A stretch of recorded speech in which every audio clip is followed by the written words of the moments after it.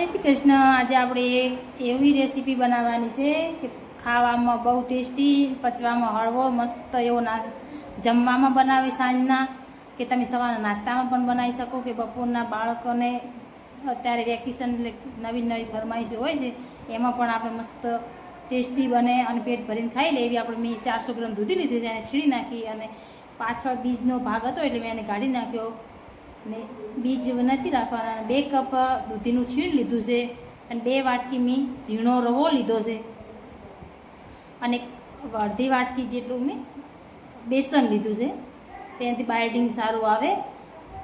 લીલા ધાણા નાખ્યા છે અને કટકી કરીને લસણ નાખ્યા, એનાથી ટેસ્ટ બહુ મસ્ત આવે છે।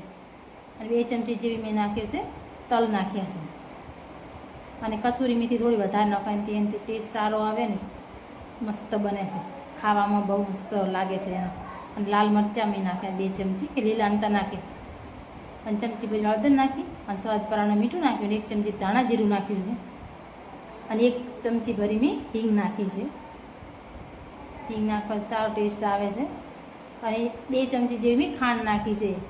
અને મારા જોડે ખાટી છાશ હતી એટલે 1 કપ જ મારે છાશ આમાં પડી, વધારે જોઈ નથી, કેમ કે દૂધી પાણીવાળી હોય એટલે પાણી મૂકે એટલે તમારે ધ્યાનથી જ નાખવાનું। આટલું હતું તો મારે 1 કપ જેટલી જ છાશ જોઈ છે, ખાટી હતી। તમારા જોડે મોળી એકદમ હોય છાશ તો થોડું લીંબુ નાખવાનું, માં તો ખાટી હતી એટલે મારે જરૂર પડી નથી। અને આટલામાં ખાલી 1 જ કપ જોઈ છાશ, એટલે તમે ઓછી છાશ કે દહીં જે પણ નાખો ધ્યાનથી નાખજો અને ઓછું જ નાખજો।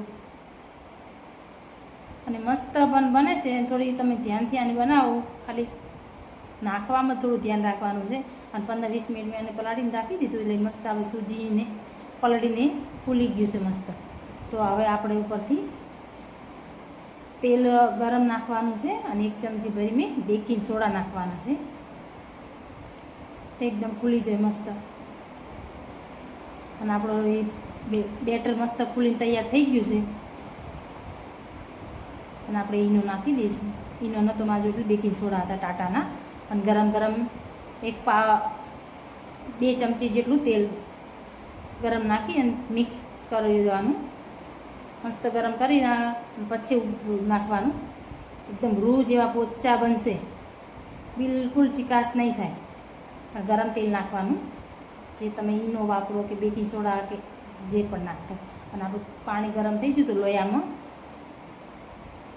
અને ઉપરથી થોડુંક આપણે લાલ તીખા મરચાં છે થોડાક એટલે ઉપરથી સ્પ્રિંકલ કરી નાખશું, લીલા ધાણા ખાઈ નાખી દઉં। 15-20 મિનિટ આપણે ધીમા તાપે અને આપણા મસ્ત બનીને તૈયાર થઈ। હું તો રોજ બનાવું, તમે પણ જોઈ શકો કેવા મસ્ત ફૂલી ગયા છે।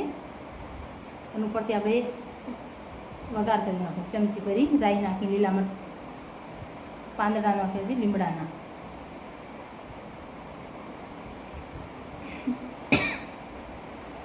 અને મસ્ત આપણે પીસાને કટ કરી લઈશું। મેં સ્પ્રેંગલમાં જ કટ કર્યા, તમને જે પસંદ હોય કરો। પીઝાની જેમ બાળકોને એવું લાગે કે પીઝા બનાવ્યા છે, અને મસ્ત પોચા રૂ જેવા ખાવા